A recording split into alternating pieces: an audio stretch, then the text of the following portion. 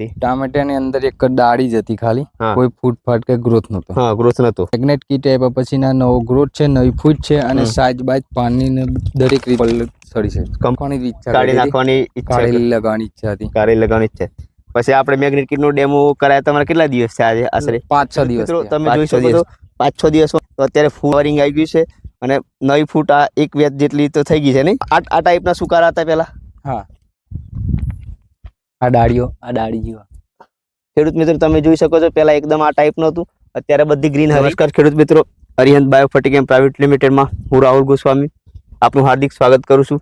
ખેડૂત મિત્રો, આપણે ફરી એકવાર પહોંચી ગયા છીએ એક અગ્રણીશીલ ખેડૂત જોડે, જેમને ટામેટીના અંદર આપણે મેગ્નેટ કીટનો ડેમો આપણા સ્ટાફ દ્વારા કરવામાં આવેલો અને એનું શું રિઝલ્ટ આવ્યું છે તે એમના આપણે મુખીથી સાંભળશું. અને એમના પહેલાં શું હાલત હતી આ ટામેટીમાં, બરોડા સાઈડમાં અંદર જે વરસાદ પડવાના કારણે